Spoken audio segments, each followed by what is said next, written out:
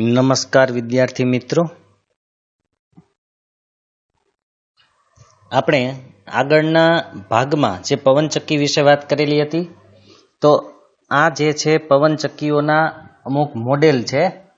આ જે મોડેલ છે તમે આમાં જોઈ શકો છો એ WW48 કહેવાય છે અને આની જે કેપેસિટી છે આપણે વાત થઈ હતી 0.8 મેગાવોટની હોય છે અને આની હાઇટ 57 મીટરની હોય છે. ઊંચાઈ છે એ 57 મીટરની તમે આમાં જોઈ શકો છો. 57 મીટર જેટલી અહીંયા એના ટ્રાન્સફોર્મર હોય છે જે એમાંથી પેદા થતી વીજળીને બીજે સુધી પહોંચાડવાનું કામ પણ કરે છે. હું તમને એ પણ હમણાં બતાવું. તો આ છે WW48. અહીંયા જનરેટર લાગેલું હોય છે પાછળના ભાગે અને એ વીજળી પેદા કરે છે. હવે આપણે બીજી જોઈએ. આ જે છે એ WW53 મોડેલ છે. વિન્ડમિલ માટે WW53 મોડેલ છે અને એની હાઇટ પણ એટલી જ હોય, 75 મીટર હોય છે. આની હાઇટ વધારે હોય છે. ઓની 57 હોય, 57 મીટર, આની 75 એટલે કે 75 મીટરની હાઇટ હોય છે. ઓના કરતાં પણ વધારે હાઇટમાં હોય છે. આમાં પણ તમે જોઈ શકો છો આ એના છે બ્લેડ અથવા તો પાંખિયા કહેવાય છે. આમાં પણ જનરેટર લાગેલું હોય છે અને આની નીચે પણ તાર સાથે આખું ટ્રાન્સફોર્મર એનું લાગેલું હોય છે. તો આ છે WW53. પેલી હતી WW48. એની હાઇટ હતી 57 મીટર, આની છે 75 મીટર. આ જે છે એનું ટ્રાન્સફોર્મર છે, સ્ટ્રક્ચર ટ્રાન્સફોર્મર કહેવાય છે ને, સ્ટ્રક્ચર ટ્રાન્સફોર્મર.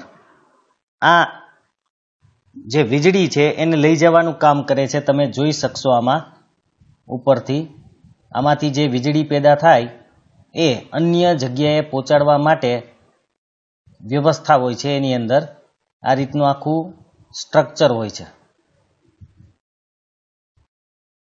અને બધી વીજળીઓ ભેગી કરવામાં આવે છે. તમે જે પવનચક્કીના ફોટા જોયા હશે એમાં પણ ખબર પડી જશે. જુઓ ફરીથી, જો આ બધી પવનચક્કીઓના તારને જોડે છે. જુઓ તમે, આખા તમને તાર જ દેખાશે બધે. આ બધા તાર એક એક પવનચક્કી સાથે જોડાયેલા હોય અને પછી એને પાવર હાઉસ સુધી લઈ જઈ અને ત્યાંથી અન્ય જગ્યાએ લઈ જવામાં આવે છે.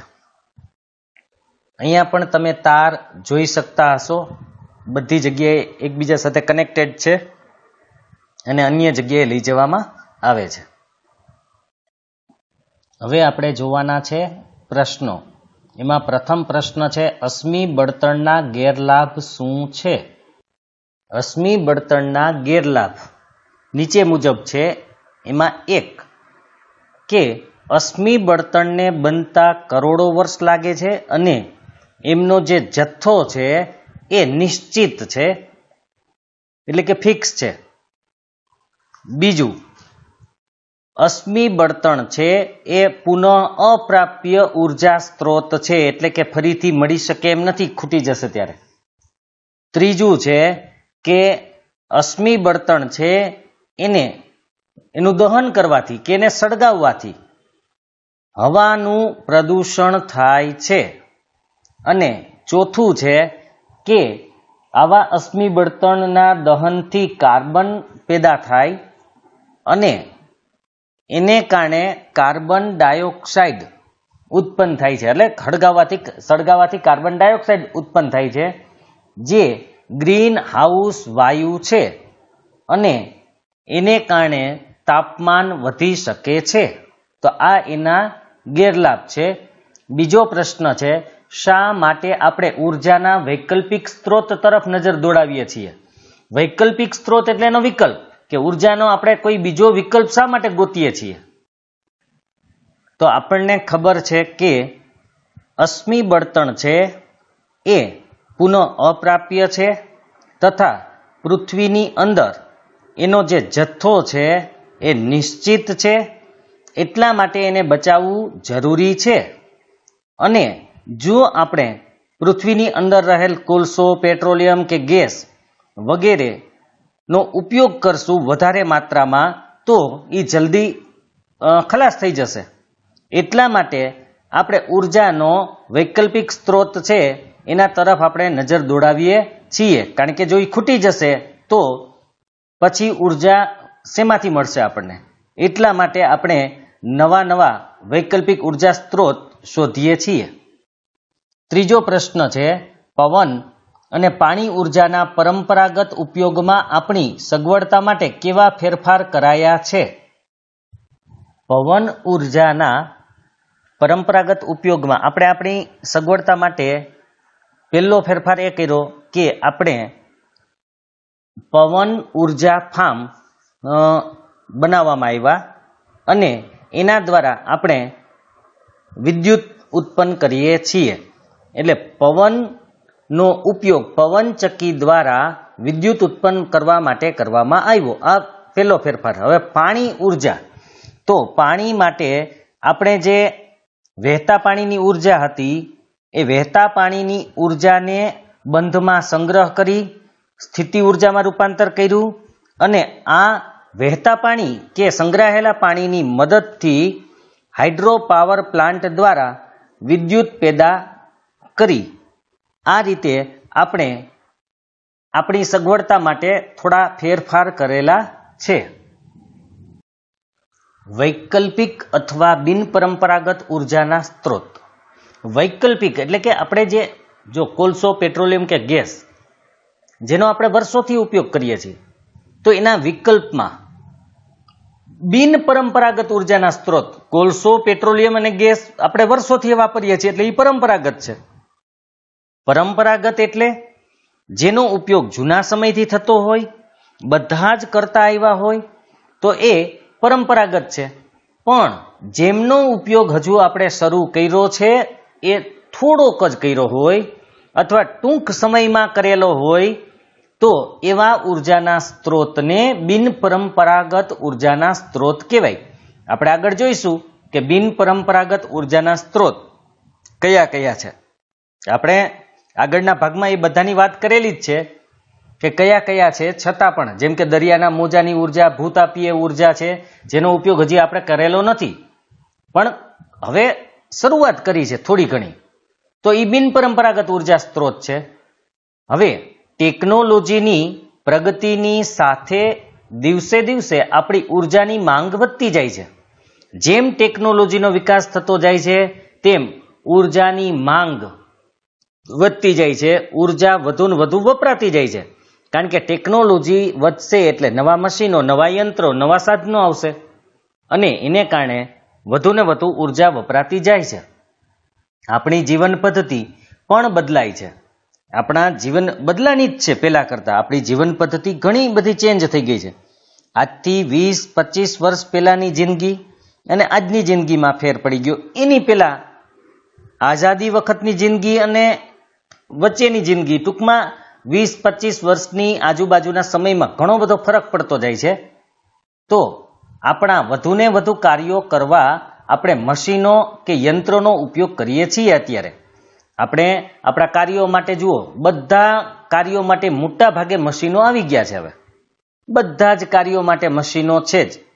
પહેલાના જમાનામાં જે કાર્યો અમુક હાથે કરવા પડતા હતા એ આપણે ખબર છે, રાજા મહારાજાઓના વખતમાં ઘણા બધા નોકરો કે ચાકરો કપડાના પંખાથી હવા નાખતા હતા. આજે આપણે પંખાને મશીન એટલે કે યાંત્રિક પંખો છે, યાંત્રિક મશીન છે જે વિદ્યુતથી ચાલે છે, કોઈ માણસની જરૂર નથી પડતી. એવી જ રીતે આગળ કપડાં ધોવા માટે, વાસણો માટે એના મશીનો બની ગયા. પહેલાના જમાનામાં ચાલીને જતા હતા એના માટે વાહન વ્યવહાર આવી ગયા. એ ઉપરાંત દિવસે ને દિવસે નાની નાની બાબતમાં જેમ કે છાશ ફેરવવા માટે પહેલા વલોણું હાથથી ફેરવતા હતા, એના માટે પણ એના સંચાઓ, મોટરો આવી ગઈ. તો વધુને વધુ કાર્યો મશીનો દ્વારા આપણે કરવા માંડ્યા છીએ. આપણી પ્રાથમિક જરૂરિયાતો પણ ઔદ્યોગિકીકરણને પગલે આપણા જીવન સ્તરમાં સુધારો થવાથી નિરંતર વધતી રહે છે.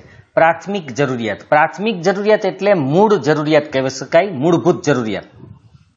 જે જરૂરિયાત જીવવા માટે જરૂરી છે. અમુક વસ્તુ જીવવામાં કદાચ ન મળે તો ચાલે, પણ અમુક વસ્તુ જરૂરી છે. પણ ઔદ્યોગિકીકરણના પગલે આપણી પ્રાથમિક જરૂરિયાત છે એ વધતી જાય છે અને એમાં આપણું જીવન સ્તર છે સુધરતું જાય છે. એને કારણે હવે ઘણી બધી વસ્તુ એવી છે કે આપણા માટે પ્રાથમિક વસ્તુ બની ગઈ, એના વિના ચાલે જ નહીં.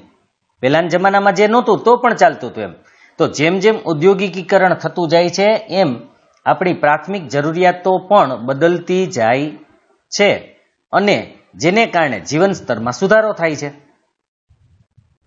આજે આપણું જે જીવન છે એ એકદમ એશો આરામ જેવું થઈ ગયું છે, કારણ કે બધી વસ્તુઓ મશીનો કે યંત્રો દ્વારા થાય છે.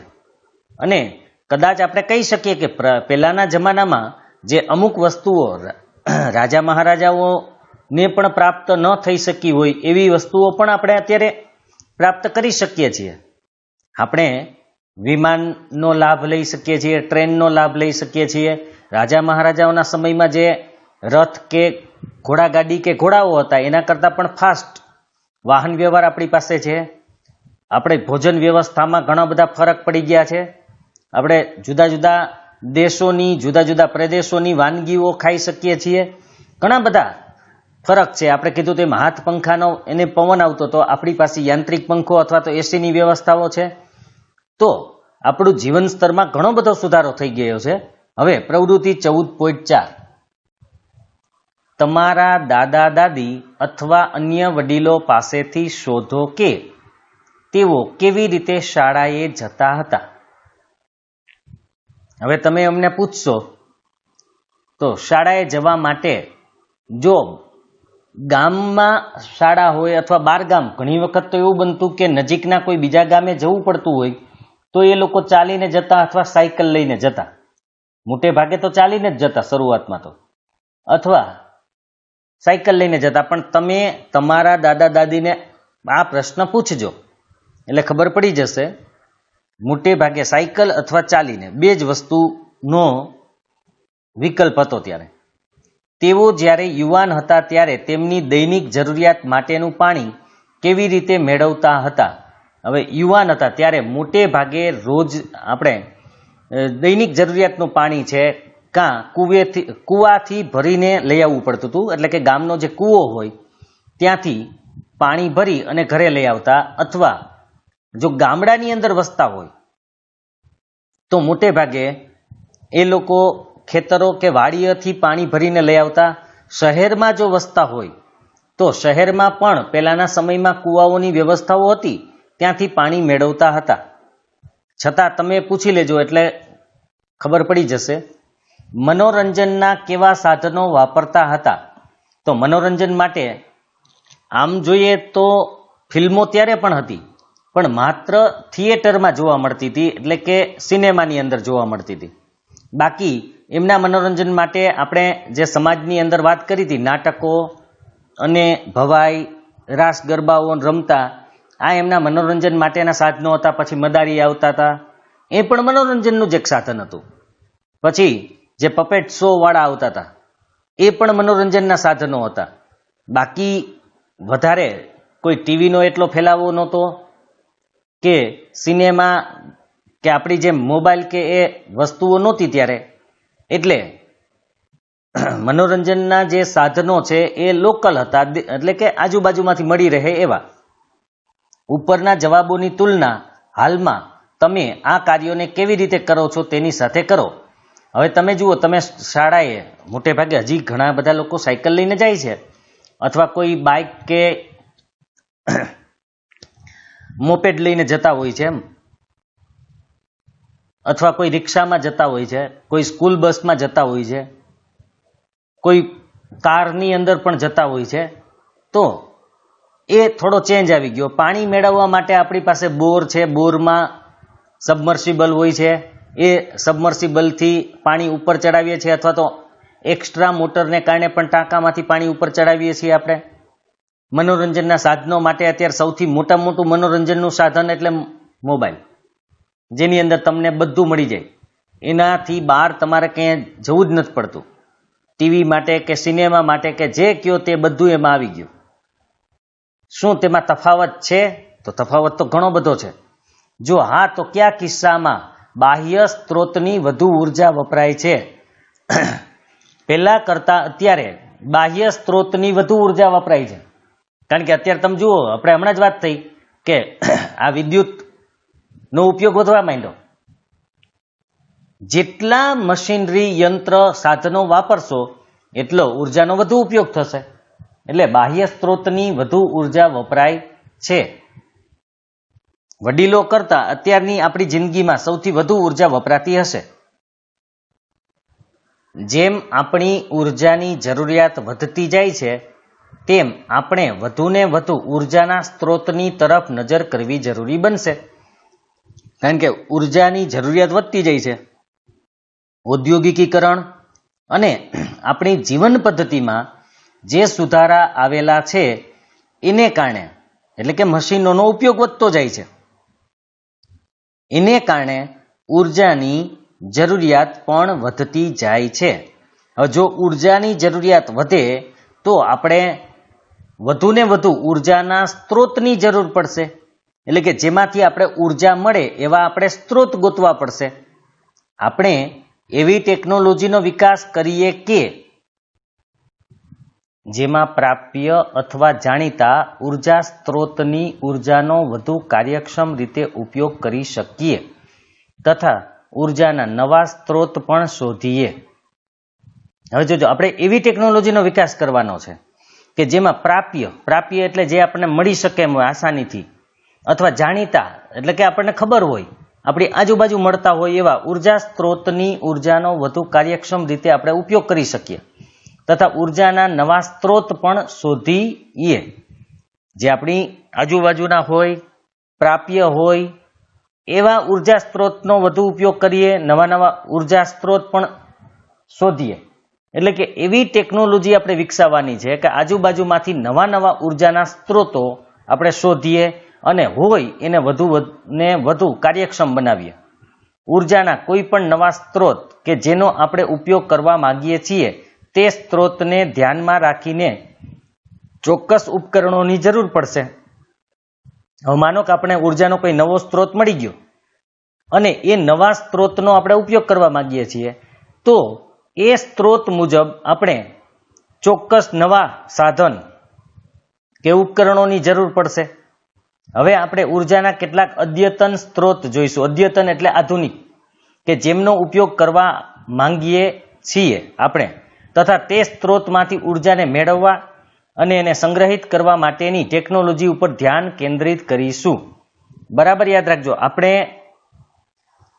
એવા અહીંયા અદ્યતન સ્ત્રોત જોવાના છે, આધુનિક સ્ત્રોત છે કે જેનો આપણે ઉપયોગ કરવા માંગીએ છીએ, એમાંથી ઉર્જા મેળવવા, ઉર્જાને સંગ્રહિત કરવા માટે આપણે એના માટેની ટેકનોલોજી ઉપર ધ્યાન આપીશું. આના વિશે વિચારો. કેટલાક લોકો કહે છે કે જો આપણે આપણા પૂર્વજો જેવું જીવન જીવવાનું શરૂ કરીએ તો તેનાથી ઉર્જા તથા આપણા નિવસન તંત્રનું સંરક્ષણ થશે. શું તમને લાગે છે કે વિચાર યોગ્ય છે? હવે કદાચ આપણે એવું જીવન જીવવું પણ આપણા માટે મુશ્કેલ છે, કારણ કે એ સમયે ત્યાં એને જંગલને એ બધું મળી રહેતું હતું, વનસ્પતિઓ મળી રહેતી હતી, એમાંથી ફળ ફૂલ કે ઝાડપાન જે પણ એને જોઈતું એ મળી રહેતું હતું. આપણી આજુબાજુ વનસ્પતિઓનો પણ અભાવ છે, જેથી આપણે જે જોઈતું હોય જીવન માટે એક પણ કદાચ મળવું મુશ્કેલ છે. એટલે કદાચ પૂર્વજો જેવું જીવન જીવવાનું આપણે શરૂ કરીએ તો ઉર્જા અને નિવસન તંત્રનું સંરક્ષણ થાય કદાચ, પણ એટલું નથી લાગતું કે જે પહેલા, કારણ કે પહેલા એક આખું જીવનની પદ્ધતિ હતી. હવે પદ્ધતિ બદલાવવા છતાં પણ ઉર્જા કે નિવસન તંત્રનું સંરક્ષણ કદાચ આપણે કરી શકીશું નહીં, કારણ કે આપણી પાસે એ પ્રકારનું જીવન જીવવા માટે કોઈ સાધન સામગ્રી પણ નથી. એટલા માટે કદાચ આપણે હવે ઉર્જા કે નિવસન તંત્રનું સંરક્ષણ કરી શકીએ નહીં. 14.3.1 મુદ્દો છે સૌર ઉર્જા. સૌર ઉર્જા એટલે સૂર્યમાંથી મળતી ઉર્જા, જેને સોલાર એનર્જી કહેવાય છે. 5 અબજ વર્ષોથી સૂર્ય હાલના દરે પ્રચંડ ઉર્જા ઉત્સર્જિત કરી રહ્યો છે અને હજુ 5 અબજ વર્ષો સુધી આ જ દરે ઉર્જાનું ઉત્સર્જન કરતો રહેશે. 5 અબજ વર્ષથી સૂર્ય હાલના દરે એટલે અત્યારે જેટલી આપણને ઉર્જા આપે છે, અહીંયા ગરમી રૂપે કે પ્રકાશ રૂપે જેટલી ઉર્જા અત્યારે આપે છે એટલી જ ઉર્જા 5 અબજ વર્ષોથી આપી રહ્યો છે અને હજુ 5 અબજ વર્ષ સુધી આ જ રીતે ઉર્જા ઉત્પન્ન કરતો રહેશે. મતલબ કે સૂર્યની જે જિંદગી છે એ અડધી ગઈ છે અને હજી અડધી બાકી છે. આ જ રીતે એ ઉત્સર્જન કરતો રહેશે. આ સૌર ઉર્જાનો માત્ર થોડો ભાગ જ પૃથ્વીના વાતાવરણના બહારના સ્તર સુધી પહોંચે છે. બરાબર જોજો, આ સૂર્ય ઉર્જાનો માત્ર થોડો જ ભાગ પૃથ્વીના વાતાવરણના બહારના સ્તર, પૃથ્વીનું જે વાતાવરણ છે એનું બાહ્ય સ્તર છે ત્યાં સુધી પહોંચે છે. કારણ કે સૂર્ય છે, સૂર્યમાંથી તો બધી દિશામાં ઉર્જા જતી હોય. જુઓ, એ માની લો કે આ સૂર્ય છે તો સૂર્યની ચારે દિશામાં ઉર્જા જતી હોય. હવે એમાંથી આપણી સુધી જે માનો કે અહીંયા પૃથ્વી છે તો અહીંયા તો આટલી જ ઉર્જાઓ પહોંચશે, બાકીની આ બધી ઉર્જાઓ છે એ આપણા સુધી પહોંચી શકતી નથી. અમુક ઉર્જા જ એટલે કે ઉર્જાનો થોડોક ભાગ જ પૃથ્વી સુધી પહોંચે છે. જુઓ, આ ભાગ જ આપણા સુધી આવશે, માત્ર બાકીનો ભાગ નથી આવવાનો. આટલો ભાગ જ આપણા સુધી આવી શકે વધીને. તો સૂર્ય ઉર્જાનો થોડોક ભાગ જ પૃથ્વીના વાતાવરણના બહારના સ્તર સુધી પહોંચે છે.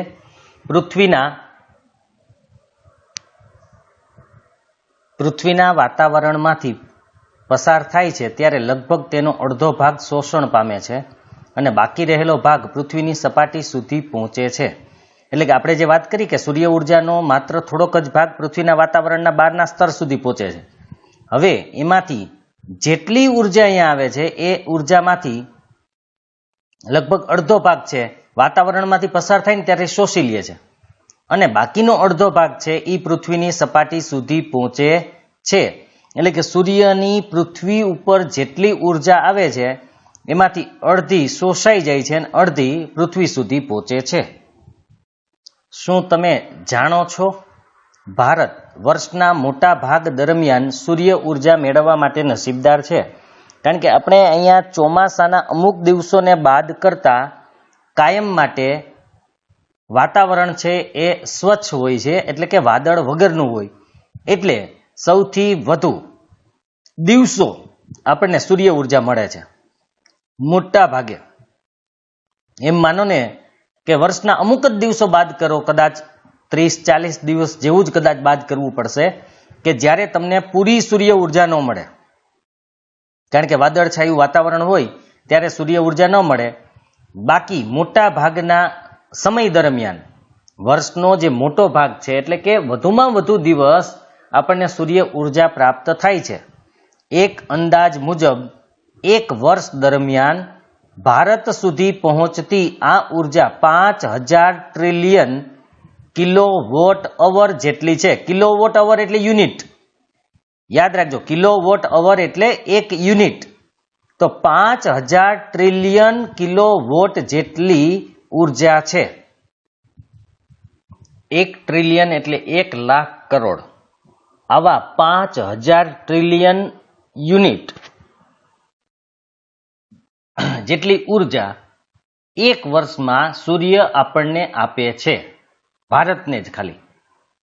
સ્વચ્છ આકાશ એટલે વાદળ રહિત, વાદળ રહિત એટલે વાદળા વગરનું ચોખ્ખું આકાશ હોય ત્યારે પૃથ્વીના કોઈ સ્થળે દરરોજ પ્રાપ્ત થતી સૂર્ય ઉર્જાનું સરેરાશ પ્રમાણ 4 થી 7 કિલોવોટ અવર પ્રતિ મીટર સ્ક્વેરની વચ્ચે હોય છે. એટલે કે વાદળા વગરનું જ્યારે આકાશ હોય ત્યારે પૃથ્વીના કોઈ પણ સ્થળે અથવા કોઈ સ્થળે દરરોજ કેટલી સૌર ઉર્જા મળે છે તો એનું પ્રમાણ છે 4 થી 7, એટલે કે 4, 5, 6, 7 એની વચ્ચેનું. હવે આ કિલોવોટ અવર એટલે યુનિટ પર મીટર સ્ક્વેર. 1 મીટર સ્ક્વેર એટલે 1 મીટર લાંબુ, 1 મીટર પહોળું, ટૂંકમાં ચારે બાજુથી 1 મીટર, ચારે બાજુ 1 મીટરનું ચોકઠું બનાવો તો એ ચોકઠાની અંદર આપણે જોઈ લઈએ કેવી રીતે છે. આ રીતે ચારે બાજુ 1 મીટર, આ બાજુ 1 મીટર, આ બાજુ 1 મીટર, આ બાજુ 1 મીટર, આ બાજુ જે આ ચોકઠું છે. હવે આ ચોકઠાની અંદર દરરોજ કોઈ એક સ્થળે કેટલી મળે, આ રીતે માની લો કે આપણે ઉર્જા આમ મળતી હોય તો આ ઉર્જા આ ચોકઠાની અંદર મળતી સૂર્ય ઉર્જા છે એ 4 થી 7 યુનિટની હોય છે. 4 થી 7 યુનિટ જેટલી, કોઈ જગ્યાએ 4 મળે, કોઈ જગ્યાએ 4.5, 5, 5.5, 6, આવી રીતે સૂર્ય ઉર્જા મળતી હોય છે. આને કહેવાય છે યુનિટ પર મીટર સ્ક્વેર, એટલે કે 1 મીટર સ્ક્વેર. આ ચોકઠું જે છે ને એ 1 મીટર સ્ક્વેરનું કહેવાય છે, કારણ કે ચારે બાજુથી એનું માપ છે 1 મીટર છે, એટલે એને 1 મીટર સ્ક્વેર કહેવાય છે. તો આની અંદર 4 થી 7 યુનિટ જેટલી ઉર્જા દરરોજ મળતી હોય છે. પૃથ્વીના વાયુમંડળની બાહ્ય પરિસીમા પર સૂર્ય અને પૃથ્વી વચ્ચેના સરેરાશ અંતરે સૂર્ય કિરણોને લંબ એવા પ્રતિ એકમ ક્ષેત્રફળ દીઠ પ્રતિ સેકન્ડ પહોંચતી સૂર્ય ઉર્જાને સૌર અચળાંક કહે છે. જોજો હવે આ સૌર અચળાંકની અહીંયા આપણને વ્યાખ્યા આપેલી છે કે પૃથ્વીના વાયુમંડળની બાહ્ય પરિસીમા, વાયુમંડળ એટલે આપણું જે વાતાવરણ આવેલું છે એની બાહ્ય પરિસીમા એટલે બહારની બાઉન્ડ્રી, એટલે કે આપણે જ્યાં સુધી વાતાવરણ છે એ વાતાવરણ જ્યાં પૂરું થાય એ જે સીમા એટલે કે હદ છે એ હદને બાહ્ય પરિસીમા કહેવાય છે. એના ઉપર સૂર્ય અને પૃથ્વી વચ્ચેના સરેરાશ અંતરે સૂર્ય કિરણોને લંબ એવા પ્રતિ એકમ ક્ષેત્રફળ દીઠ પ્રતિ સેકન્ડ પહોંચતી સૂર્ય ઉર્જા. હવે આપણે હમણાં એકમ ક્ષેત્રફળ બતાવ્યું હતું. એકમ ક્ષેત્રફળ એટલે એકમ ક્ષેત્રફળ કેને કહેવાય? 1 ચોરસ મીટર હોય. હવે 1 ચોરસ મીટર એટલે હમણાં મેં તમને જે ચોખ્ઠું બતાવ્યું તે 1 ચોરસ મીટર એ એકમ ક્ષેત્રફળ કહી શકાય. એટલે 1 ચોરસ મીટર, 1 ચોરસ સેન્ટીમીટર પણ કહેવાય, 1 ચોરસ મિલીમીટર પણ કહેવાય, 1 ચોરસ કિલોમીટર પણ કહેવાય. ટૂંકમાં કોઈ પણ માપ લ્યો એ 1 હોવું જોઈએ. એ ચોરસ મીટરમાં લો, ચોરસ કિલોમીટરમાં લો, ચોરસ સેન્ટીમીટરમાં લો કે ચોરસ મિલીમીટરમાં લો. એટલે પૃથ્વીની બહારની જે હદ છે ત્યાં સૂર્ય અને પૃથ્વીનું જે સરેરાશ અંતર છે, સૂર્યના કિરણોને લંબ એટલે 90 અંશે જેટલી પણ સૂર્ય ઉર્જા 1 સેકન્ડમાં આપણને પહોંચતી હોય, મળતી હોય, એને સૌર અચળાંક કહે છે. માની લો કે આ આપણી વાતાવરણ છે એની હદ છે. હવે બરાબર જોજો, આપણે અહીંયા માની લેશું કે 1 ચોરસ કિલોમીટર છે. હવે આટલા વાતાવરણમાં સૂર્યના કિરણો આમ લંબ રૂપે જેટલા પડતા હોય, સીધા જ લંબ રૂપે, આવા હોય તો નહીં ચાલે, ત્રાંસા કિરણો નહીં, લંબ એટલે 90 અંશના ખૂણે જેટલા પડતા હોય, તો જેટલા કિરણો અહીંયા પડે એ કિરણોને 1 સેકન્ડમાં જેટલા પડતા હોય એને કહેવાય છે સૌર અચળાંક. એટલે કે સૂર્ય દ્વારા જે ઉર્જા મળતી હોય એને સૌર અચળાંક કહેવાય 1 સેકન્ડમાં, અને લંબ પડતા હોય એટલા કિરણોને જ ગણવાના છે. તેનું અંદાજિત સનિકટ મૂલ્ય, સનિકટ એટલે આશરે, અંદાજિત અને આશરે મૂલ્ય 1.4 કિલો જૂલ પ્રતિ સેકન્ડ પ્રતિ વર્ગ મીટર, વર્ગ મીટર એટલે ચોરસ મીટર, વર્ગ મીટર અથવા 1.4 કિલો વોટ પર મીટર સ્ક્વેર છે. ટૂંકમાં સૌર અચળાંકનું અહીંયા કિંમત આપેલી છે કે 1 સેકન્ડમાં 1 ચોરસ મીટરમાં સૂર્યની કેટલી ઉર્જા મળે છે? તો કે 1.4 કિલો જૂલ મળે છે. બરાબર યાદ રાખજો, 1 સેકન્ડમાં 1 ચોરસ મીટરમાં સૂર્યની 1.4 કિલો જૂલ જેટલી ઉર્જા મળે છે. પ્રવૃત્તિ 14.5 બે શંકુ આકારના ફ્લાસ્ક લઈ એકને સફેદ રંગથી અને બીજાને કાળા રંગથી રંગો. બંનેને પાણીથી સંપૂર્ણ ભરી દો. બંને ફ્લાસ્કને અડધાથી 1 કલાક માટે સૂર્યના સીધા કિરણો તેના પર પડે તેમ મૂકો. બંને ફ્લાસ્કનો સ્પર્શ કરો. કયો ફ્લાસ્ક વધુ ગરમ છે? તમે થર્મોમીટર વડે બંને શંકુ આકારના ફ્લાસ્કમાં રહેલા પાણીનું તાપમાન પણ માપી શકો છો. આ જાણકારીનો ઉપયોગ તમારા રોજિંદા જીવનમાં કરી શકાય તેવી રીતો તમે વિચારી શકો છો. હવે પેલા 2 શંકુ આકારના ફ્લાસ્ક. ફ્લાસ્ક એટલે ચંબુ કરતા થોડુંક જુદું હોય. આ જે ફ્લાસ્ક છે એ કોનિકલ એટલે કે શંકુ આકારનો ફ્લાસ્ક કહેવાય. અહીંયા સાંકડો થતો જાય, જો નીચેથી પોળો હોય ઉપર જાય એમ સાંકડો થતો જાય, એને શંકુ આકારનો ફ્લાસ્ક કહેવાય છે. તો આવા આપણે 2 ફ્લાસ્ક લેવાના, એની અંદર પાણી ભરવાનું છે અને એકને સફેદ રંગથી અને બીજાને કાળા રંગથી રંગવાનું છે. પછી 1 કલાક માટે સૂર્યના સીધા કિરણો એના ઉપર પડે એમ મૂકવાનું છે. એટલે બપોરનો તડકો હોય તો પણ ચાલે, વધારે સીધા કિરણો પડે એ રીતે. પછી બંનેને અડવાનું છે, સ્પર્શ કરવાનો છે. તમને કયો વધારે ગરમ લાગે છે, અથવા થર્મોમીટરથી પણ તમે તાપમાન માપી શકો છો કે કોનું તાપમાન વધારે છે. હવે જોજો બરાબર કે આ જાણકારી જે તમને મળી એનો તમારા રોજિંદા જીવનમાં કેવી રીતે તમે ઉપયોગ કરી શકો એ વિચારવાનું છે. તો આપણને ખબર છે કાળા રંગથી રંગેલા ફ્લાસ્કમાં પાણી વધુ ગરમ હશે, કારણ કે કાળો રંગ છે એ ગરમીનું શોષણ કરે છે, જ્યારે સફેદ રંગ છે એ ગરમીનું પરાવર્તન કરે. એટલે જ આપણે જ્યારે ઉનાળામાં સફેદ કપડાં પહેરેલા હોય તો ગરમી ઓછી લાગે, કારણ કે સૂર્યના કિરણો સફેદ રંગ ઉપર અથડાઈને પરાવર્તન પામે છે. જ્યારે કાળા રંગના વસ્ત્ર કે કપડાં પહેરેલા હોય તો એ શોષણ કરે છે, જેને કારણે આપણે ગરમી વધુ લાગે. તો અહીં જે ફ્લાસ્કને કાળા રંગથી રંગેલો હશે તે સૂર્યના કિરણોમાં રહેલી ગરમીનું શોષણ કરશે, એટલે એમાં રહેલું પાણી વધારે ગરમ થશે. જ્યારે સફેદ રંગથી રંગેલા ફ્લાસ્કમાં પાણી ઓછું ગરમ થશે. હવે આનો આપણે ઉપયોગ ક્યાં વિચારી શકીએ? તો એ સોલાર કુકરમાં કે સોલાર વોટર હીટરમાં આપણે એનો ઉપયોગ સોલાર ભઠ્ઠીમાં પણ વિચારી શકીએ, કારણ કે આનાથી વધુ ઉર્જા આપણે પ્રાપ્ત કરી શકીએ છીએ. સમાન પરિસ્થિતિમાં રહેલી, સમાન પરિસ્થિતિ એટલે બંનેની સ્થિતિ એક જ સરખી હોય, બંનેમાં એક જ સરખી પરિસ્થિતિ હોય, એમાં સફેદ અથવા પરાવર્તક સપાટીની સરખામણીએ કાળી સપાટી વધુ ઉષ્માનું શોષણ કરે છે. હમણાં આપણે એ જ વાત થઈ કે જો બંને એક જ સરખી સ્થિતિમાં હોય તો પણ સફેદ જે પરાવર્તક સપાટી છે અથવા સફેદ સપાટી છે એ એના કરતા કાળી સપાટી છે એ વધુ ગરમીનું, વધુ ઉષ્માનું શોષણ કરે છે. આ ગુણધર્મનો ઉપયોગ સૌર કુકર જે આકૃતિ 14.6 માં બતાવેલું છે અને સોલર હીટરની કાર્ય પદ્ધતિમાં થાય છે.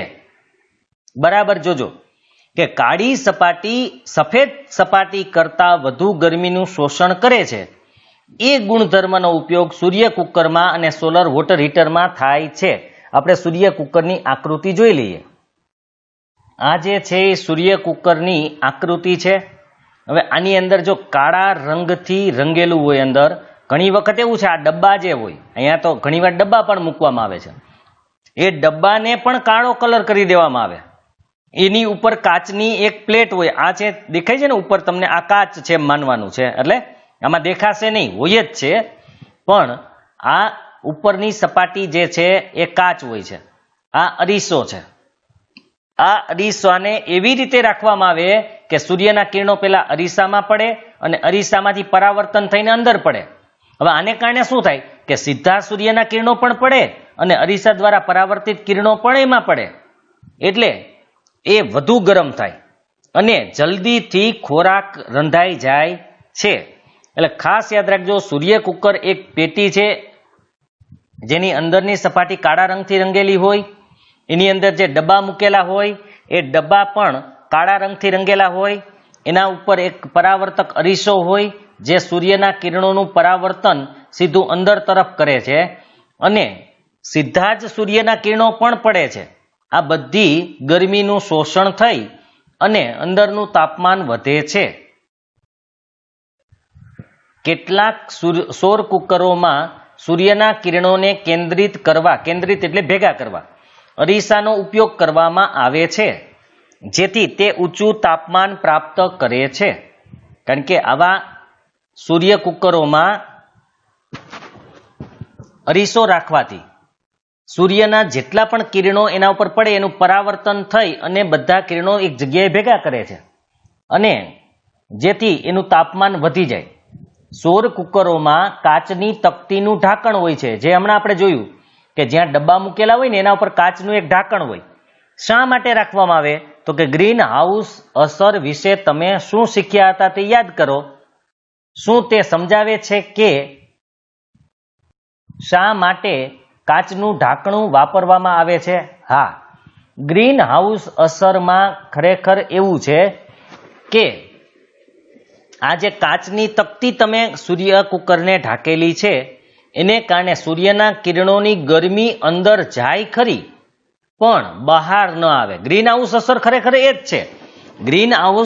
ગ્રીન હાઉસ અસર છે એ જ છે કે સૂર્યમાંથી આવતી ગરમી પૃથ્વી ઉપર અંદર આવે, પછી વાયુઓ ગરમીનું શોષણ કરી લે એટલે એ ગરમી પાછી ન જાય.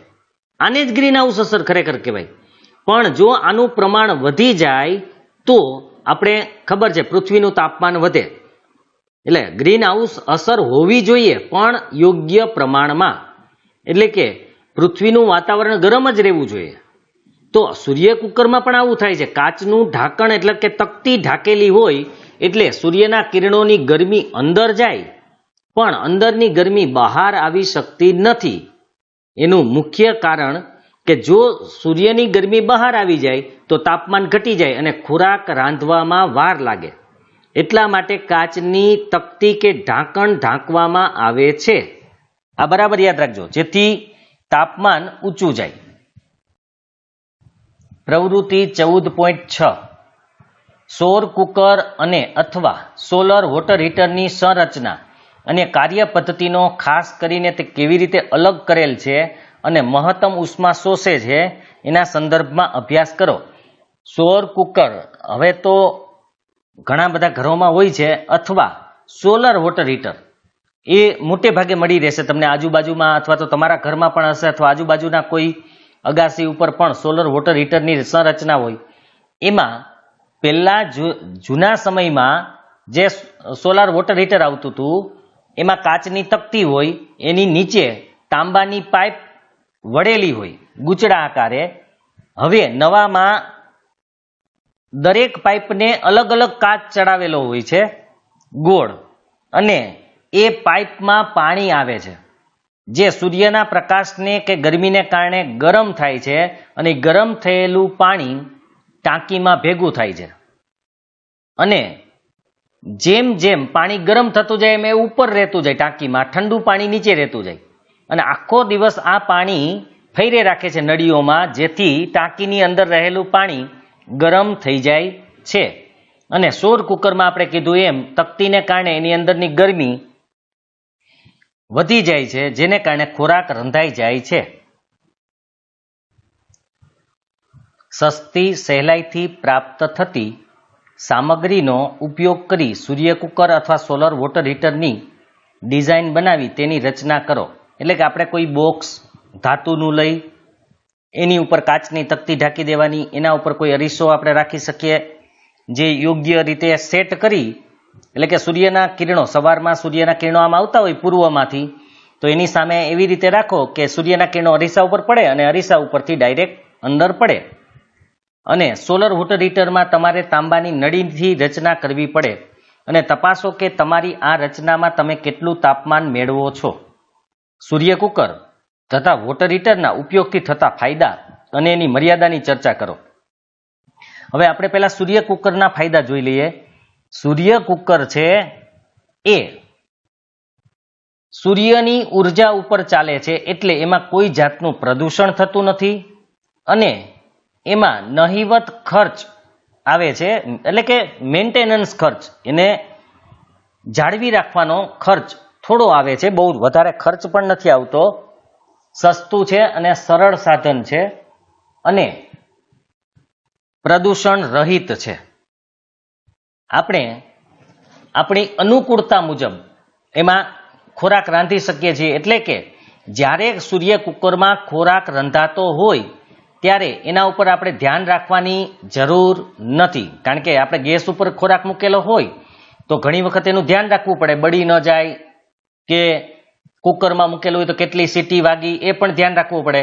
સૂર્ય કુકરમાં આવું કોઈ ધ્યાન રાખવાની જરૂર રહેતી નથી, એટલે સસ્તું અને પ્રદૂષણ રહિત છે, ધ્યાન રાખવાની જરૂર નથી.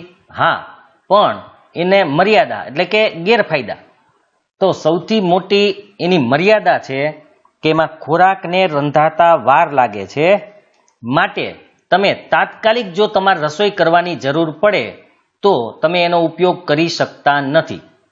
માનો કે કોઈ સમયે આપણે, કારણ કે લગભગ એમાં 2 થી 3 કલાક ઉપરનો સમય લાગે ત્યારે ખોરાક રંધાય છે. હવે બપોરના સમયે માનો કે 12-1 વાગ્યાની આજુબાજુ અચાનક કોઈ આપણા ઘરે ગેસ્ટ આવી જાય તો તમે સૂર્ય કુકરનો ઉપયોગ રસોઈ બનાવવા માટે કરી શકો નહીં. મોટે ભાગે સૂર્ય કુકરમાં દાળ, ભાત કે કઠોળ કે એને બાફી શકાય છે, પણ અમુક પ્રકારના સૂર્ય કુકરો હવે બીજા નવા આવી ગયેલા છે, પણ સૂર્ય કુકરની એક મર્યાદા એ પણ છે, એમાં તળી શકાતું નથી. હા, સૂર્ય કુકરનો ફાયદો એ છે કે એમાં જે સ્વાદ હોય એ કુદરતી સ્વાદ રહે, એટલે કે એના જે પોષક તત્વો છે એ જળવાઈ રહે છે, એ નાશ નથી પામતા. એના ફાયદાઓ પણ છે, પોષક તત્વો નાશ નથી પામતા, પણ મર્યાદા મેં કીધું એમ કે ખોરાકને રંધાતા વાર લાગે છે અને વાદળછાયું વાતાવરણ હોય તો તમે એનો ઉપયોગ કરી શકતા નથી, તથા રાત્રે પણ તમે એનો ઉપયોગ કરી શકતા નથી. માત્ર દિવસ દરમિયાન ન જ સૂર્ય કુકરનો ઉપયોગ થાય છે, દિવસ દરમિયાન જ, રાતના ઉપયોગ કરી શકતા નથી. આ એની મર્યાદા છે. એવી રીતે વોટર હીટરની વાત કરીએ તો એમાં પણ આપણે વિના મૂલ્યે અથવા તો સાવ સરળતાથી ગરમ પાણી 24 કલાક મળે, એટલે કે જેવડી ટાંકી હોય, ટાંકીમાં પાણી ખલાસ થઈ જાય ગરમ તો ન મળે, પણ ટાંકી જો મોટી હોય તો 24 કલાક તમને ગરમ પાણી મળે છે અને એમાં પણ કંઈ વધારાનો ખર્ચ આવતો નથી. એક વખતનો જ ખર્ચ હોય છે, પછી વારંવાર ખર્ચ કરવાની જરૂર પડતી નથી અને આમાં પણ પ્રદૂષણ થતું નથી, કારણ કે કોઈ પણ બળતણનું દહન કરવાની જરૂર નથી. મર્યાદામાં પણ આ જ છે, ખાસ કરીને વાદળછાયા વાતાવરણમાં પાણી આપણને ગરમ મળતું નથી. વધારે સમય સુધી જો વાદળા છવાયેલા રહે તો તમને બીજે દિવસે ગરમ પાણી ન મળે. દિવસ દરમિયાન ચોક્કસ સમયે જ આ ઉપકરણો ઉપયોગી છે તે સરળતાથી જોઈ શકાય છે. એ આપણે વાત કરી કે અમુક દિવસના અમુક સમય સુધી જ આનો ઉપયોગ થઈ શકે, રાતના પછી એનો ઉપયોગ થઈ શકતો નથી. સૂર્ય ઉર્જાના ઉપયોગની આ મર્યાદા સૌર ઉર્જાનું વિદ્યુત ઉર્જામાં રૂપાંતરણ કરતા સોલાર સેલનો ઉપયોગ કરી દૂર કરી શકાય છે. જો સૂર્ય ઉર્જા દિવસની જ મળે, રાતના ન મળે, પણ આ જે એની ખામી છે કે સૂર્ય ઉર્જાનો ઉપયોગ આપણે દિવસે જ કરી શકીએ, રાત્રે ન કરી શકીએ, તો કે ના કરી શકાય. શેમાં કરી શકાય? તો કે સૂર્ય ઉર્જાનું વિદ્યુત ઉર્જામાં રૂપાંતરણ કરતું સોલાર સેલ. યાદ રાખજો, સોલાર સેલનો સિદ્ધાંત. સોલાર સેલનો સિદ્ધાંત શું છે? તો કે સૌર ઉર્જાનું વિદ્યુત ઉર્જામાં રૂપાંતર કરે છે. તો સોલાર સેલ દ્વારા તમે રાતના પણ ઉર્જા મેળવી શકો. દિવસ દરમિયાન સૂર્ય ઉર્જાનું વિદ્યુત ઉર્જામાં રૂપાંતરણ થાય અને એનો સંગ્રહ થાય, એમાં બેટરી હોય, એમાં એનો સંગ્રહ થાય અને રાતે પણ તમે એનો ઉપયોગ કરી શકો છો. એક વિશિષ્ટ સેલ, તેને સેલ એટલે અહીંયા પાવર આપણે જે કહેતા હોઈએ છીએ સેલ, જેને ગુજરાતીમાં કોષ કહેવાય છે. એક વિશિષ્ટ સેલ તેને સૂર્યની સામે રાખવામાં આવે ત્યારે તેમાં 0.5 થી 1 વોલ્ટના ક્રમનો વોલ્ટેજ ઉદ્ભવે છે, જે ખૂબ જ ઓછો હોય છે. આમ પણ સોલાર સેલ એટલે એક એવું સાધન છે, એવો સેલ છે કે જેને સૂર્યની સામે તમે રાખો તો તમને 0.5 થી 1 વોલ્ટના ક્રમનો વોલ્ટેજ મળે. આપણે જે તમે નાનકડો સેલ લો છો એ 1.5 વોલ્ટનો હોય. આ અડધાથી 1 વોલ્ટ જેટલી વિદ્યુત પેદા કરે છે અને આશરે 0.7 વોટ જેટલો વિદ્યુત પાવર પેદા કરે. આ વોલ્ટેજ છે અને આ વોટ છે, 0.7 વોટ. હવે આપણે ઘરમાં જે આવે છે, આપણે 220 અથવા 30 વોલ્ટેજ હોય છે, પણ તમે લેમ્પ જોશો ને તો એમાં વોટ હશે, વોલ્ટ નહીં, ધ્યાન રાખજો, વોટ. આપણે ઘણીવાર કહેતા હોય 7 નો, 10 નો, 12 નો, 15 નો, 20 નો ને લેમ્પ છે, તો એના વોટ છે. પછી આપણે સબમર્સિબલ કહેતા હોય એ હોર્સ પાવરમાં હોય છે, 1 ની 1.5 ની, એ પણ એનો પાવર જ છે. તો અહીંયા 0.7 વોટ જેટલો વિદ્યુત પાવર પેદા કરે, જે ખરેખર ઓછો જ છે. આપણે નાનામાં નાના લેમ્પની વાત કરીએ 5 વોટ, બહુ નાનો હોય તો પણ આ તો ઘણું ઓછું છે, એટલે કે એક લેમ્પ પણ ચાલે નહીં, એલઈડી કે એ ચાલે એના ઉપર, વિદ્યુત પાવર એટલો પેદા કરે, ઓછો. સોલર સેલ પેનલ તરીકે ઓળખાતી ગોઠવણમાં ખૂબ જ મોટી સંખ્યામાં સોલાર સેલના સંયોજન કરાય છે. કેટલા બધા સોલાર સેલ છે એ જોડી અને આ પેનલ એટલે એક મોટી રચના. હવે તમે ઘણા બધા લોકોની અગાસી ઉપર પણ જોઈ શકતા હશો, પેલા છાપરા જેવું સોલાર પેનલ ગોઠવેલી હોય જે વીજળી પેદા કરે છે. તો એ સોલાર પેનલ છે, એમાં કેટલા બધા સોલાર સેલ ગોઠવેલા હોય છે. આકૃતિ 14.7 અહીં તમે સોલાર પેનલ ઉપર જોઈ શકો છો. આમાં કેટલા બધા સોલાર સેલ આવેલા હોય, જે અહીંયા એની વીજળી સંગ્રહ કરતી બેટરી હોય અને એના ઉપર અહીંયા લાઇટ ચાલે છે. નાની એવી લાઇટ હોય એ ચાલે, ટ્યુબલાઇટ જેટલી પણ ચાલશે અહીંયા. તો આ સોલાર પેનલ, આવા તો આપણે ઘરો ઉપર લગાડીને ઘણી બધી વિદ્યુત ઉર્જા ઉત્પન્ન કરી શકીએ છીએ. તે વ્યવહારિક ઉપયોગ માટે પૂરતી વીજળી પૂરી પાડે છે. વ્યવહારિક એટલે આપણે જેનો આપણા ઘરોમાં કે સ્ટ્રીટ લાઇટ એટલે કે શેરીઓની લાઇટો માટે પણ ઉપયોગ કરી શકીએ છીએ. એટલે કેટલી પૂરતી વીજળી મળી જાય છે એમાંથી. સોલાર સેલ સાથે સંકળાયેલ મુખ્ય ફાયદો એ છે કે તેમાં કોઈ ગતિશીલ ભાગ હોતો નથી. બરાબર જોજો, કારણ કે સોલાર સેલનો મુખ્ય ફાયદો ગતિશીલ ભાગ એટલે કે કોઈ યંત્ર કે મશીન કે કોઈ અંદર ચક્ર ફરતા હોય કે એવું નથી. કારણ કે આપણે ખબર છે કે જ્યારે કોઈ ચક્ર ફરતા હોય કે મશીન ફરતું હોય કે અંદર કોઈ ગોઠવણી હોય એવી, તો એને આપણે સાચવવી પડે, એમાં ભાગો ઘસાઈ જાય, એમાં નુકસાની થઈ શકે, એમાં રિપેરિંગ કરવું પડે, એવું બની શકે. પણ સોલાર સેલની અંદર આવો કોઈ ગતિશીલ ભાગ એટલે કે ફરતો હોય, હલતો ચલતો ફરતો ભાગ હોય, વ્હીલ હોય, ચક્ર હોય, એવું કંઈ નથી. એટલે જાળવણીની જરૂર ઓછી છે. મતલબ એને સાચવવાનો એટલો ખર્ચ નથી આવતો.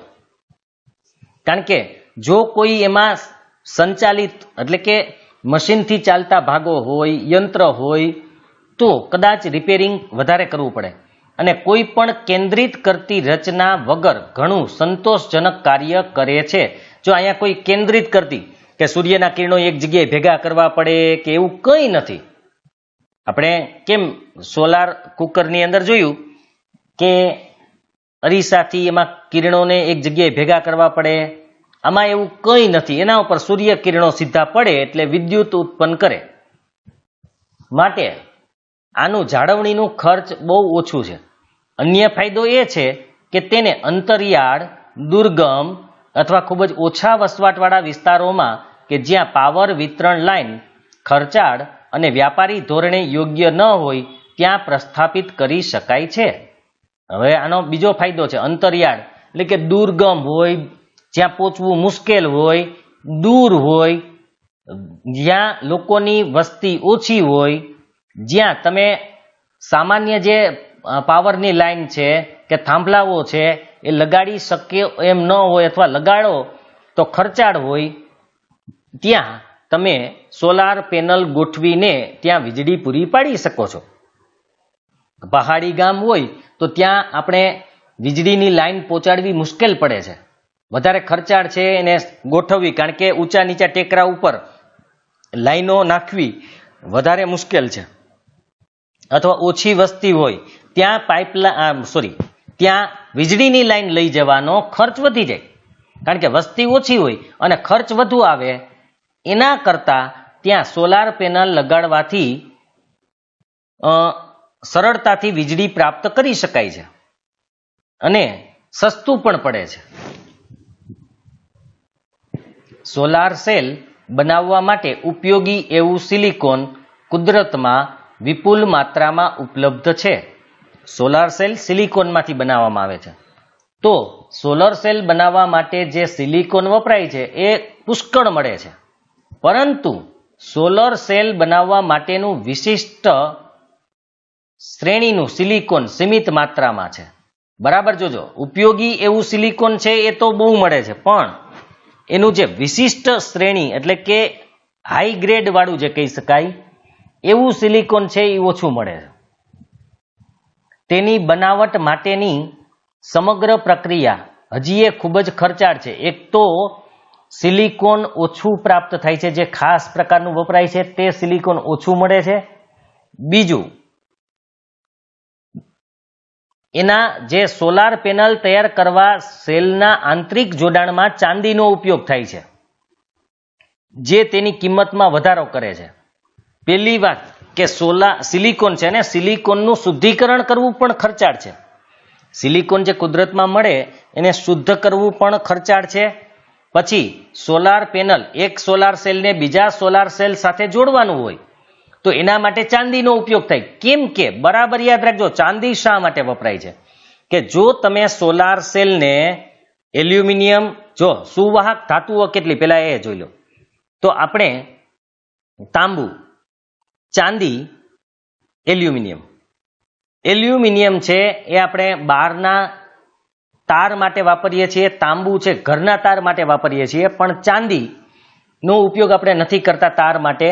એના બે કારણ છે. એક તો એની કિંમત વધારે છે, નંબર 2 કે ચાંદી છે એનું ગલન બિંદુ છે એ બહુ ઓછું, એટલે ઊંચું તાપમાન થાય તો એ પીગળી જાય ગરમીને કારણે. બીજી વાત કે આપણે બે સોલાર સેલને જોડવાના હોય, કારણ કે સોલાર સેલ બધા જોડો એટલે વીજળી તમને બધાની ભેગી મળે. હવે જો તમે બે સોલાર સેલને તાંબાથી કે એલ્યુમિનિયમથી જોડો તો એનો અવરોધ વધી જાય, એટલે કે જેટલી વીજળી સોલાર સેલે ઉત્પન્ન કરેલી હોય એ ખર્ચાઈ જાય ખોટી, કારણ કે એલ્યુમિનિયમ અને તાંબુ વિદ્યુતનું એટલું બધું સુવાહક નથી કે જેટલી વીજળી પૂરી ઉત્પન્ન થાય એ પૂરેપૂરી એમાંથી પસાર થઈ જાય, કારણ કે જ્યારે એમાંથી વીજળી પસાર થાય ત્યારે અવરોધ પેદા થાય છે, જેને કારણે વિદ્યુત ઉર્જા અમુક બગડે છે. હવે એક તો સોલાર સેલની અંદર વીજળી ઓછી ઉત્પન્ન થાય ને એમાંય પાછી બગડી જાય તો આપણને મળે શું? તો એટલા માટે સોલાર સેલને જોડવા માટે ચાંદી વપરાય છે, જેથી ચાંદી છે એ ખૂબ જ વધારે સુવાહક છે, જેથી વીજળીનો કે વિદ્યુતનો વ્યય ઓછો થાય. એટલે બધા સોલાર સેલને એકબીજા સાથે ચાંદીથી જોડેલા હોય છે અને ચાંદીની કિંમત ઊંચી છે, એટલે સોલાર સેલની કિંમતમાં પણ વધારો થાય છે.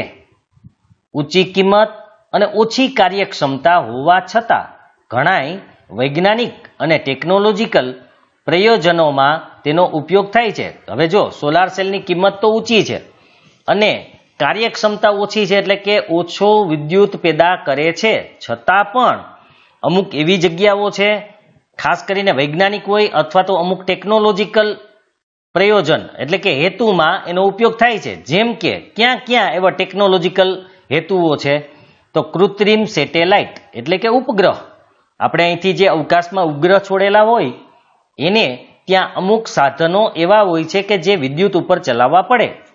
હવે ત્યાં વિદ્યુત તો કેમ પૂરું પાડવું? એટલા માટે એ સેટેલાઇટ અથવા તો ઉપગ્રહોની અંદર સોલાર સેલ જોડેલા હોય છે, જે સૂર્યની મદદથી વિદ્યુત ઉત્પન્ન કરી અને એના અંદરના જે સાધનો હોય એને પૂરું પાડે છે. કારણ કે સેટેલાઇટમાં રિસીવર અને ટ્રાન્સમીટર હોય છે. ટ્રાન્સમીટર છે તેના સંકેતોને પૃથ્વી સુધી પહોંચાડે, રિસીવર છે એ પૃથ્વીના જે વૈજ્ઞાનિકો છે એ સંકેતો ઉપર મોકલે તો એને રિસીવ કરે છે, પકડે છે. એટલે ટ્રાન્સમિશન છે, રિસીવર છે, એની અંદર અમુક કેમેરા હોય જે ચિત્રો લેતા હોય. આવા ઉપકરણોને ચલાવવા માટે વિદ્યુતની જરૂર હોય એ સોલાર સેલ પૂરા પાડે, એટલે સોલાર સેલ વિદ્યુત પૂરી પાડે છે એને. માર્સ ઓર્બિટર હોય જેવા અવકાશીય સાધનોમાં ઉર્જાના મુખ્ય સ્ત્રોત તરીકે સોલાર સેલનો ઉપયોગ થાય છે. માર્સ ઓર્બિટર એટલે આપણે મંગળ ગ્રહ ઉપર જે સંશોધન કરવા માટે મોકલીએ છીએ યાન, કે જે યંત્ર કે મશીન હોય છે એને માર્સ ઓર્બિટર કહેવાય છે. જેમ આપણે ચંદ્રયાન હતું એવી રીતે માર્સ ઉપર પણ આપણે જેને મંગલયાન કીધું હતું, માર્સ ઓર્બિટર હતું એવું, તો એને ચલાવવા માટે પણ સોલાર સેલનો ઉપયોગ થાય છે. પછી બીજે ક્યાં વપરાય છે? તો કે અંતરિયાળ વિસ્તારોમાં radio, wireless transmission, TV relay station માટે સોલાર સેલ પેનલનો ઉપયોગ થાય છે. હવે રેડિયો સ્ટેશન પણ હોઈ શકે, રેડિયોને ચલાવવા માટે વાયરલેસ ટ્રાન્સમિશન હોય. વાયરલેસ આપણે જે ઘણા બધા અધિકારીઓ, પોલીસ અધિકારીઓને જે ઉપયોગ કરતા હોય એના માટે પણ આવા સોલાર પેનલનો ઉપયોગ થાય છે. ટીવીનું રિલે સ્ટેશન હોય, ઘણી વખત ત્યાંથી રિલે કરવું એટલે રજૂ કરવું ત્યાંથી. તો એવા અંતરિયાળ વિસ્તારોમાં કે જ્યાં વીજળી પૂરી ન પડે ત્યાં આવા ટીવી સ્ટેશનો હોય, રેડિયો સ્ટેશન પણ હોય, તો એને ચલાવવા માટે સોલાર પેનલનો ઉપયોગ કરવામાં આવે છે. અને વાયરલેસ ટ્રાન્સમિશન હોય કે જે વાયર વગર એક જગ્યાએથી બીજી જગ્યાએ સંદેશા પહોંચાડવા માટે વપરાતું હોય. કારણ કે જો ત્યાં વીજળીના તાર પહોંચાડી શકાય એમ ન હોય તો સંદેશા વ્યવહાર માટેના તાર પણ ન પહોંચાડી શકીએ. એટલે ત્યાં વાયરલેસ જે સિસ્ટમ હોય એવી સિસ્ટમને ચલાવવા માટે પણ સોલાર પેનલનો ઉપયોગ થાય છે. બીજે ટ્રાફિક સિગ્નલ, આપણે રોડ ઉપર, રસ્તા ઉપર, શહેરોની અંદર જે ટ્રાફિક સિગ્નલના જે સ્તંભ હોય છે એને ચલાવવા માટે પણ સોલાર પેનલ વપરાય છે. કેલ્ક્યુલેટરમાં તો તમે જોયું જ હશે, કેલ્ક્યુલેટરમાં નાના નાના 3 જેવા સેલ રાખેલા હોય, એમાં જે સૂર્યપ્રકાશની મદદથી ચાલે અને આપણે એનો ઉપયોગ કરીએ છીએ. ઘણા રમકડાઓ પણ એવા હોય છે કે જેની અંદર સોલાર સેલનો ઉપયોગ થાય છે. અમુક કાર એવી આવે છે કે જેના ઉપર સોલાર સેલ મૂકેલો હોય અને એને તમે પ્રકાશની અંદર રાખો એટલે એ કાર્ય કરી શકે, ચાલે. એટલે અમુક રમકડાઓની અંદર પણ સોલાર સેલનો ઉપયોગ થાય છે. વિશિષ્ટ રીતે ડિઝાઇન કરેલ ઢળતી છત પર સોલાર સેલ પેનલોને લગાડવામાં આવે છે.